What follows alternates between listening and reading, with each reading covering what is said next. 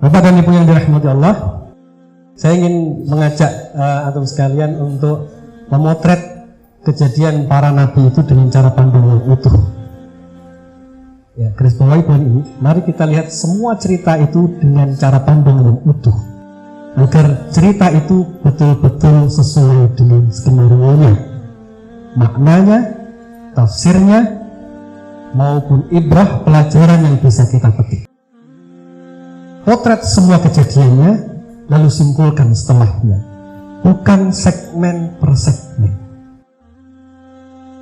Kisah Nabi Musa alaihissalam, contoh misalnya, kalau seandainya cerita itu hanya berhenti pada kisahnya Ibunda Musa alaihissalam, berhenti, setelah itu hanya dipotret ketika sang ibu dalam kondisi panik, maka cerita itu berjudul seorang ibu yang memperjuangkan kehidupan anaknya. Heroik, menegangkan, menakutkan, menyedihkan. Seandainya cerita itu kita potret hanya saat Nabi Musa alaihissalam ditemukan oleh Asiyah dan diterima di istana, mungkin kita akan memotret cerita itu dengan judul seorang anak yang beruntung. Seandainya cerita itu kemudian kita penggal, kita hanya memotret ketika Nabi Musa alaihissalam dikejar oleh Fir'aun, lari dari Mesir sampai beliau sampai di Madian, mungkin kita akan mengatakan ini cerita yang sangat menegangkan. Seorang laki-laki yang dikejar oleh ayahnya sendiri hendak dibunuh. Seandainya cerita itu kemudian kita potong sepenggal ketika Nabi Musa alaihissalam berada di rumah Nabi Syuaib, menikah dengan salah satu anak beliau, setelah membantu sang perempuan ini mengambil air. Mungkin ini cerita romantis. Setelah membantu, lalu mendapatkan jodoh, mendapatkan rumah, mendapatkan pasangan dan anak. Kemudian beliau keluar dari Madian sambil membawa binatang ternak. Ini cerita yang epik sekaligus romantis.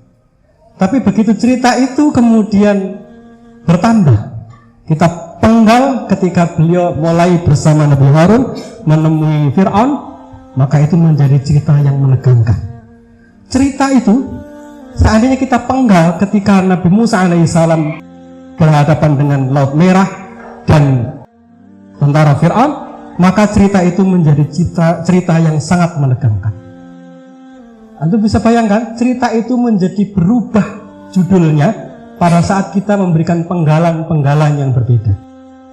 Tapi begitu kita ambil seluruh cerita itu satu kesatuan, kita baru bisa tahu bahwa ini adalah cerita jalan takdir seorang Nabiullah. Beliau memang harus keluar dari rumah itu dengan cara, meskipun cara yang sangat tidak mengenakan, terhanyut di sungai Nil. Tapi itu harus terjadi supaya dia bisa berada di tangan Fir'aun. Itu harus terjadi karena dengan cara itu anak ini dikecualikan oleh Fir'aun sehingga dia tidak berlaku hukum dibunuh. Cerita itu harus terjadi. Jadi kalau kita rangkai satu persatu dari cerita ini, maka cerita itu menjadi utuh. Kita melihatnya begitu di ujung cerita, kita melihat seluruh cerita itu dengan kacamata Masya Allah, luar biasa. Perjuangan orang bergolak, naik turun, luar biasa. Di ujungnya adalah kemenangan. Cerita yang menjadi epik, luar biasa.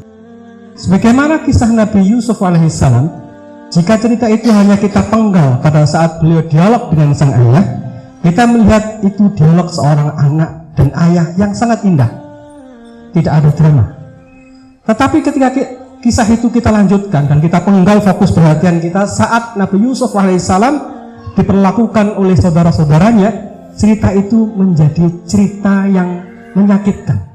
Cerita anak kecil yang dizalimi oleh saudaranya, dijual, diperbudakan, lalu masuk sumur, lalu dipenjara. Ini cerita anak kecil tanpa pendampingan ayah, lalu mendapatkan drama hidup yang begitu berliku-liku.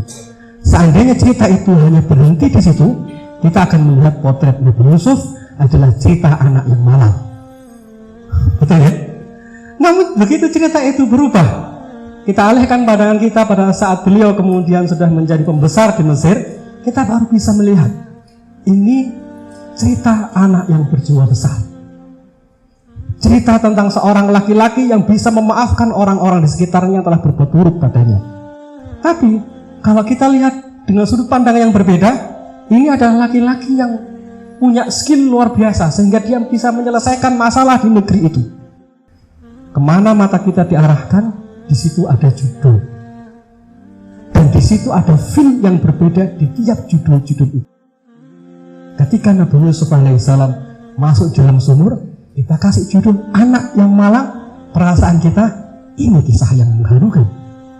Pada saat kita lihat fragmennya di ayat ke-100 surah Yusuf, ketika beliau menerima saudara-saudaranya, kita lihat ini fragmen anak yang berjiwa besar. Kita mau pilih yang mana? Cara hidup kita atau cara kita membaca cerita hidup kita pun demikian seharusnya.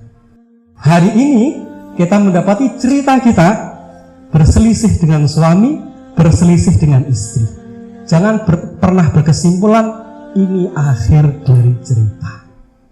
Cerita ini masih berlanjut dan jangan diarahkan mata kita hanya ke situ, supaya tidak hilang rasa syukur kita atas semua masalah kita. Supaya yang kedua, kita masih punya harapan. Ada cerita setelahnya yang kita sama-sama tidak tahu. Sebagaimana Nabi Yusuf alaihissalam pun juga tidak pernah tahu mungkin apa yang akan terjadi setelahnya. Tapi cara pandang kita terhadap diri kita mestinya begitu. Pak, saya sedih. Itu hanya sepenggal cerita. Oke? Jadi kalau kita bilang, Pak, saya sudah dizalimi sekian waktu lamanya, sekali lagi, itu sepenggal cerita.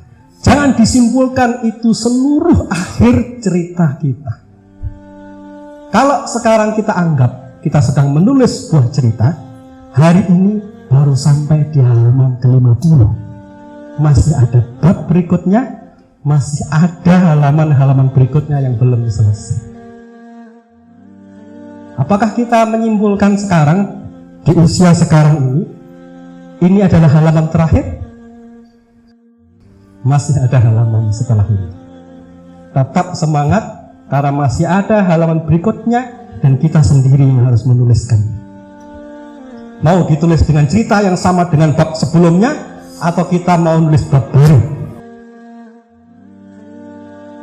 Kalau misalnya kita menulis dari bab 1 hingga bab 10 ceritanya sama, apakah itu akan menjadi buku bestseller? Buku bestseller itu selalu menyajikan cerita yang penuh drama, dari bab 1, bab 2 hingga ujungnya. Makanya film India pun juga begitu. Jadi cerita hidup kita ini belum selesai. Dan jangan menulis cerita yang sama di bab berikutnya, tuliskan dengan cara yang baru, dengan sudut pandang yang baru. Nanti di ujung buku, di ujung tulisan terakhir, kita akan menyajikan itu kepada anak-anak kita sebagaimana Nabi Yusuf alaihissalam, dia menyampaikan kepada ayahnya, ayahku, ini adalah takwil mimpiku yang dahulu. Nanti kita semua ketika kita berhadapan dengan cucu kita masih kecil, nak, dulu mbah itu begini, nak. Cerita yang datar atau cerita yang heroik, semuanya tergantung kita.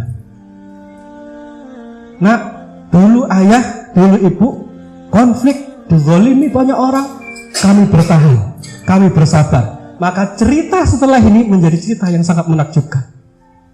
Tidak mungkin kemudian di akhir cerita kita akan bilang, nak, dulu ayah dizalimi, ibu dizalimi, dan kami memilih cara yang buruk. Cerita itu menjadi cerita yang buruk pula akhirnya.